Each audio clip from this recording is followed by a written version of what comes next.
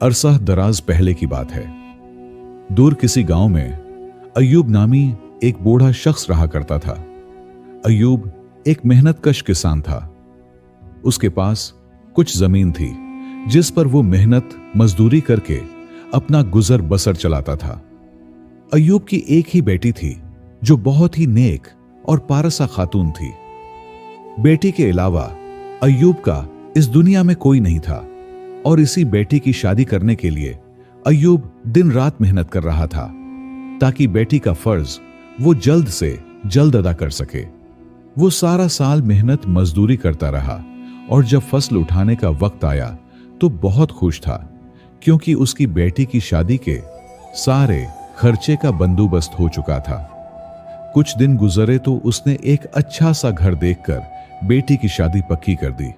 वो दिन भी आया जब बेटी की बारात घर में पहुंच आई। पास के गांव में एक बहुत ही लालची और बेईमान ताजिर रहता था जिसका नाम जैगम था। जैगम लोगों को सूद पर कर्ज देता और हमेशा इसी बात की तलाश में रहता कि कैसे लोगों से ज्यादा माल खींच सके। जब जैगम ने अय्यूब की बेटी की शादी की बात सुनी तो फौरन उसके दिल में लालच आ गया। वो फौरन शादी वाले घर पहुंचा। वहां मौजूद लोग सोचने लगे, अरे ये ताजिर यहां किधर टपक पड़ा, उसका यहां आना कोई अच्छी बात नहीं, लाजिमन ये शादी खराब करने आया है। ताजिर के आने की खबर सुनकर जमाल भी वहां आ गया और कहने लगा, अल्लाह आपको जज़ाए खैर दे जो इस खुशी के मौके पर आप यहां तशरीफ लाए। ताजिर बोला, जमाल तो अपनी बेटी की शादी इतनी धूमधाम से कर रहा है, क्या तूने कभी सोचा कि इस शादी पर सब कुछ खर्च कर देगा तो फिर मुझसे कर्ज ली हुई रकम वापस कैसे करेगा? हैरान होकर जमाल ने कहा, ताजिर साहब ये आप क्या कह रहे हैं? मैंने भला आपसे कब कर्ज लिया था? ताजिर अकड़ कर बोला, अच्छा काम निकल जाने के बाद तू तो रंग बदलने लगा। तूने आज से 2 साल पहले मुझसे 100 सोने की अशरफियां कर्ज ली थी। ठहर जा जरा। ये कहते हुए ताजिर ने अपने मुंशी को आवाज दी। मुंशी ने फौरन वही खाता सबको पढ़कर सुनाया। यह सुनकर जमाल बोला, नहीं ये सब झूठ है, मैंने कभी कोई रकम ताजिर से कर्ज नहीं ली। तब ताजिर ने कहा, जमाल तो कितना झूठा आदमी है, इस सफ़े पर लिखी बात और उसके नीचे तेरे अंगूठे का निशान भी क्या झूठा है। वहां मौजूद लोग आपस में सरगोशी करने लगे कि जमाल तो अब ताजिर के जाल में फंस गया, अब यह बच नहीं सकता। तभी जमाल को घबराहट हुई और वो चक्कर खाकर जमीन पर गिर पड़ा। जब लोगों ने देखा तो कहने लगे, अरे इसकी तो सांस नहीं चल रही, जमाल तो इंतकाल कर गए। ये सब देखकर दुल्हे के वालिद दुल्हे से बोले, बेटा चल यहां से जमाल जैसे झूठे आदमी की बेटी से तेरी शादी नहीं करानी। और बारात बगैर दुल्हन लिए वापस लौट गई। इधर ताजिर ने जमाल के खेत पर कब्जा कर लिया।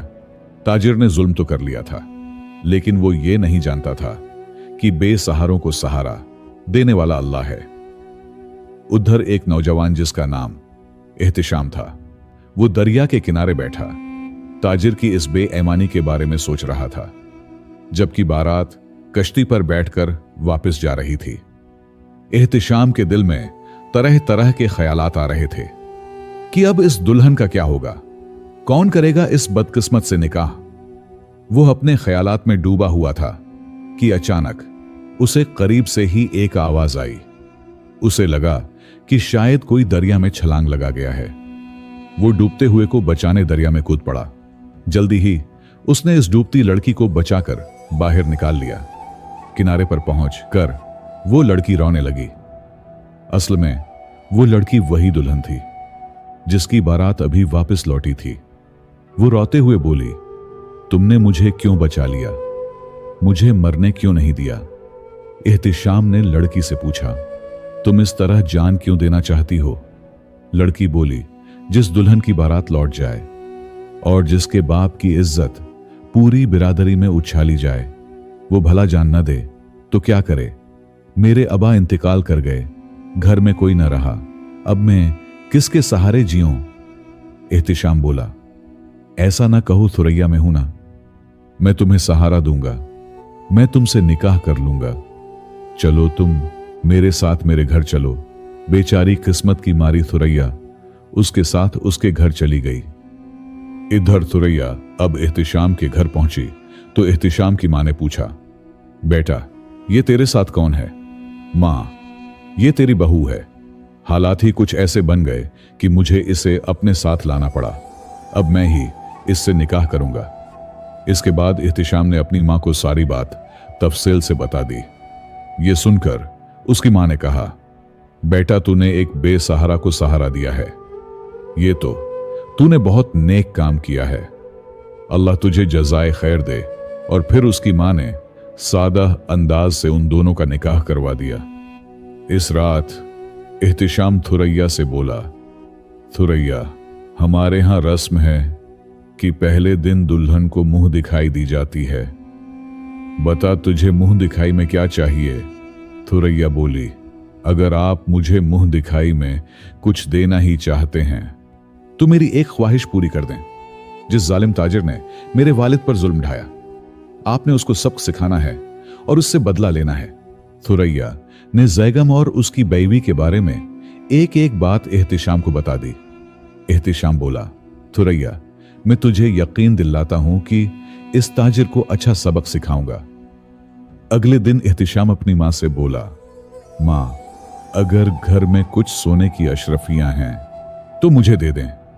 फिर मां ने एक थैली में 15-20 सोने की अशरफियां डालकर एहतिशाम को दे दें। उसके बाद एहतिशाम ने दरवीश का भेष बनाया और वो अशरफियां अपने पास रखें और अपने गांव से निकल पड़ा। वो ताजिर की हवेली के बाहर जा पहुंचा, वहां अपना ठिकाना जमा लिया और सुकून से बैठ गया। कुछ ही देर में ताजिर की बीवी फातिमा की नजर उस पर पड़ गई। वो बहुत नेक दिल और दरवेशों, फकीरों की खिदमत करने वाली औरत थी। जब उसने एहतिशाम को देखा तो वो दरवेश के पास गई, सलाम किया और बोली, दरवेश जी अल्लाह ने हमारी किस्मत अच्छी की जो आप हमारे दरवाजे पर तशरीफ लाए। आप ठहरिए, मैं आपके लिए कुछ खाना लाती हूं। और फिर ताजिर की बीवी दरवेश के लिए खाना ले आई। दरवेश ने खाना खाया और फातिमा को दुआ देते हुए कहा, बेटी तूने एक दरवेश को खाना खिलाया, अल्लाह तेरा भला करे। ये कहते हुए उसने एक सोने की अशरफी इन बर्तनों में रख दी जो फातिमा लेकर आई थी। फातिमा ने दरवेश को सलाम किया और जब वापस घर पहुंची तो देखा कि बर्तनों में एक सोने की अशरफी पड़ी है। उसे बड़ी हैरानगी हुई और सोचने लगी कि यह कैसे बाबरकत बुजुर्ग हैं जिन्होंने दुआ के बदले मुझे सोने की अशरफी दी। जब शाम को ताजिर घर आया तो उसकी बीवी ने सारी बात उसे बता दी कि हमारे घर के बाहर जो दरवेश तशरीफ लाए हैं वो बहुत बड़े वली हैं। जब मैंने उन्हें खाना खिलाया तो दुआ के बदले उन्होंने मुझे सोने की अशरफी दी। ताजिर अशरफी के लालच में फौरन बीवी के साथ दरवेश के दीदार को पहुंचा। दोनों ने दरवेश को सलाम किया और ताजिर ने कहा, हुजूर आप फिक्र न करें, जब तक आप यहां हैं मेरे घर से आपको खाना मिलता रहेगा। दरवेश मुस्कुराया और बोला, अल्लाह तेरा भला करे बेटा। इतना कहकर दरवेश ने आंखें बंद कर लें और मुराकबे में बैठ गया। अगले दिन जब फिर दरवेश को खाना दिया गया तो उसने दुआ के बदले एक सोने की अशरफी बर्तनों में रख दी। अगले 4-5 दिन तक यही सिलसिला चलता रहा और इसकी वजह से ताजिर की बीवी फातिमा के दिल में दरवेश के लिए अकीदत और भी बढ़ गई, जबकि ताजिर के दिल में लालच जाग उठा। वो सोचने लगा कि जरूर इस दरवेश के पास बहुत अशरफियां होंगी। और फिर एक दिन वो खुद दरवेश के पास खाना लेकर गया और बोला, हुजूर आप मेरे घर के बाहर ठिकाना जमाए बैठे हैं, यहां तो आपको सर्दी गर्मी सब कुछ बर्दाश्त करना पड़ता है। मेरी इल्तिजा है कि आप मेरी हवेली में तशरीफ लाएं ताकि मुझे भी आपकी खिदमत का मौका मिले। दरवेश ने कहा, ठीक है ताजिर जी, जैसे आपकी मर्जी। फिर ताजिर दरवेश को हवेली में ले आए, उसके लिए अलग कमरा साफ करवाया। दरवेश ताजिर की हवेली में रहने लगा। उसकी खूब खिदमत होने लगी। हर रोज खाना खाने के बाद वो एक सोने की अशरफी ताजिर को थमा देता। और फिर कुछ दिन बाद जब ताजिर खाना लेकर आया तो उसने दरवेश से कहा, आखिर आपके पास इतनी सोने की अशरफियां कहां से आएं? दरवेश ने कहा, बेटा, मैंने ये अशरफियां किसी तिजारत से नहीं कमाए, बल्कि मेरे पास ऐसी करामत है जिससे मैं हजारों सोने की अशरफियां पैदा कर सकता हूं। ये सुनते ही ताजिर के होश उड़ गए। वो बोला, बाबा, क्या वाकई ही आपके पास ऐसी करामत है? अगर है तो क्या आप मुझे भी वो करामत सिखा सकते हैं? दरवेश बना एहतिशाम बोला, वैसे तो आज तक मैंने किसी को ये करामत नहीं सिखाई, मगर आपकी खिदमत और नेक नियति देखकर मेरा दिल पिघल गया। अब ये करामत मैं आपको सिखा सकता हूं, मगर उसके लिए बहुत इंतजार करना होगा। गांव से 30 कोस दूर जो काली पहाड़ी है, उस पर बने गार में मेरा ठिकाना है। मैं वहीं बैठकर इबादत करता हूं। 14वें की रात को तुम इस गार में आ जाना। मैं वहीं अमल करके तुम्हें सोना बनाने की करामत सिखा दूंगा। बोलो, मंजूर है? ये सुनकर ताजिर बोला, जी बाबा, आपकी सारी बातें मंजूर हैं। दरवेश बोला, ठीक, 2 दिन बाद तुम अकेले काली पहाड़ी पर इस गार में आ जाना, ताकि कोई तीसरा शख्स इस राज को जान ना सके। ताजिर ने फौरन रिजामंदी दे दी। अगले दिन दरवेश ताजिर की हवेली से रुखसत होकर चला गया और काली पहाड़ी पर पहुंचकर गार में बैठ गया। वहां उसने अपने साथ एक लाठी और मोटी रस्सी रख ली और ताजिर के आने का इंतजार करने लगा। 2 दिन बाद जब 14वें की रात थी तो ताजिर ने अपनी बीवी से कहा कि मैं एक जरूरी काम से कहीं जा रहा हूं और कल सुबह तक वापस आ जाऊंगा। इसके बाद ताजिर अकेला काली पहाड़ी की तरफ निकल पड़ा। 30 कोस चलने के बाद उसने काली पहाड़ी पर चढ़ाई शुरू की। चढ़ाई बहुत दुश्वार थी, जिसकी वजह से ताजिर को थकन महसूस हो रही थी। शाम ढलते ढलते वो काली पहाड़ी पर पहुंच गया, जहां उसे एक गार नजर आई। थका हारा ताजिर गार के अंदर दाखिल हुआ तो सामने दरवेश के रूप में एहतिशाम मौजूद था। दरवेश को देखते ही ताजिर के चेहरे पर मुस्कुराहट आ गई और वो बोला, हुजूर देखिए, मैं अपने वादे के मुताबिक बिल्कुल अकेला यहां पहुंच गया हूं। अब बताइए मुझे क्या करना है? एहतिशाम अपनी जगह से उठा। उसने मौके का फायदा उठाया और ताजिर को दबोच कर उस पर काबू पा लिया। पलक झपकते उसने रस्सियों से ताजिर को खूब कसकर बांध दिया। बहुत थके होने की वजह से ताजिर अपना बचाव न कर सका। जब वो रस्सियों में जकड़ा गया तो दरवेश से बोला, हुजूर, ये क्या हरकत है? आपने तो मुझे सोना बनाने की करामत सिखाने के लिए यहां बुलाया था, फिर मुझे बांधा क्यों? तब एहतिशाम ने दरवेश का लिबास उतारा और अपनी असलियत ताजिर के सामने जाहिर करते हुए बोला, ए अहमक ताजिर, मैं कोई दरवेश नहीं, मैं तो तुझे कोई करामत नहीं बल्कि सबक सिखाने वाला हूं। मेरा नाम एहतिशाम है और मैं इस तुरैया का शौहर हूं जिसके बाप के साथ तूने धोखा किया। उसके बाद एहतिशाम ने सारी सच्चाई ताजिर को बता दी और कहा, ताजिर, अब तेरे पास कोई और रास्ता नहीं, किसी को नहीं मालूम कि तू उस वक्त काली पहाड़ी पर मेरे कब्जे में है। मेरा इरादा तो यह था कि तुझे कत्ल कर दूं, मगर तेरी बीवी फातिमा, जो इतनी नेक दिल और खुश अखलाक है, उसका ख्याल आते ही मेरे दिल में तेरे लिए रहम आ गया है। अगर तू मुझे बता दे कि तुम्हारी तजूरी और उसकी चाबी कहां है तो मैं तेरी जान बख्श सकता हूं। ताजिर को मौत का डर सताने लगा। उसने तजूरी और चाबी के बारे में एहतिशाम को बता दिया। तब एहतिशाम ने कहा, ताजिर, अब 2-3 दिन तुझे यहीं भूखा प्यासा रहना पड़ेगा, क्योंकि इतनी सजा तो तुझे भुगतनी ही पड़ेगी। ये कहकर एहतिशाम वहां से निकला। उसने दोबारा दरवेश का भैंस बनाया और ताजिर की हवेली पर जा पहुंचा। इधर जैगम की बीवी ताजिर के वापस न आने से बहुत परेशान थी। जब उसने दरवेश बाबा को आते देखा तो उनके पास गई और बोली, हुजूर, अब तो आप ही मुझे बचा सकते हैं। आपके जाने के बाद न जाने मेरे शौहर कहां गायब हो गए और अब तक वापस नहीं आए हैं। दरवेश ने कहा, बेटी, मुझे लगा है कि तेरा शौहर किसी बड़ी मुसीबत में फंस गया है, यहां तक कि उसकी जान पर बन आई है, और यह सब उसके बुरे अमाल का नतीजा है।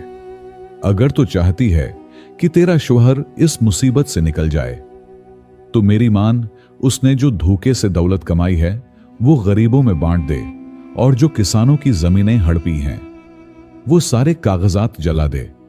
इसी से तेरे शौहर के गुनाहों का कफ्फारा हो सकता है और वो मुसीबत से निकल सकता है।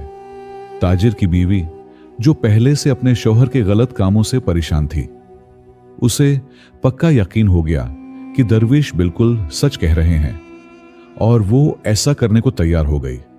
उसने जमीनों के कागजात और खाते निकाले और उनको आग लगा दी। इसके बाद ताजिर की बीवी ने अपने हाथों से ताजिर की सारी दौलत, जो उसने धोखे से कमाई थी, गांव के गरीबों में बांट दी और दरवेश से बोलने लगी, हुजूर, अब तो मैंने सब कुछ आपके कहे मुताबिक कर दिया, अब आप ही मेरे शौहर की हिफाजत कीजिए। दरवेश के रूप में एहतिशाम बोला, ठीक है बेटी, मैं अपने आस्ताने पर जाकर पता करता हूं कि ताजिर इस वक्त कहां है। उसे सही सलामत वापस लाना अब मेरी जिम्मेदारी है। ताजिर की बीवी को यकीन दिलाकर एहतिशाम हवेली से निकल गया। इसके बाद वो छुपता छुपाता काली पहाड़ी पर जा पहुंचा, जहां ताजिर भूखा प्यासा परेशान बैठा था। वहां पहुंचकर उसने ताजिर से कहा, जैगम, मैंने तेरी सारी दौलत तेरी बीवी के हाथों गरीबों में बंटवा दी है, और वो सब किसान जिनकी जमीनों पर तूने कब्जा किया था, वो सारे कागजात और खाते मैंने तबाह करा दिए। अब तेरे पास तौबा के सिवा कोई रास्ता नहीं। मैं चाहूं तो अभी तुझे कत्ल कर दूं, मगर तेरी बीवी की वजह से मैं तुझे जिंदा छोड़ रहा हूं। इतना कहकर उसने ताजिर की रस्सियां खोल दें। ताजिर लड़खड़ाता हुआ जब वापस अपनी हवेली पर पहुंचा, ताजिर की बीवी ने अपने शौहर को देखा कि वो सही सलामत वापस आ गया तो बहुत खुश हुई। उसकी बीवी ने कहा, देखिए जी, आप सही सलामत लौट आए, आपकी जान बच गई, मेरे लिए इतना ही काफी है। अब आप अपने बुरे कामों से तौबा कर लीजिए, क्योंकि आपने खुद देख लिया कि बुरे काम का अंजाम बुरा ही होता है। अल्लाह जालिम को जरूर सजा देता है और बेसहारों को सहारा अल्लाह ही देता है। ताजिर ने बीवी को यकीन दिलाया कि वो अब अल्लाह से माफी मांगेगा और नेक रास्ते पर चलेगा। तुरैया को अपने बाप के हिस्से में मिलने वाली जमीन वापस मिल गई थी। उधर जब एहतिशाम अपने घर पहुंचा और अपनी बीवी तुरैया को गुज़श्ता दिनों की सारी बातें बताईं, सारी बात सुनकर तुरैया के दिल को बहुत सुकून हुआ और वो खुश थी कि उसके शौहर ने अपना वादा पूरा किया और धोखेबाज ताजिर को सबक सिखा दिया।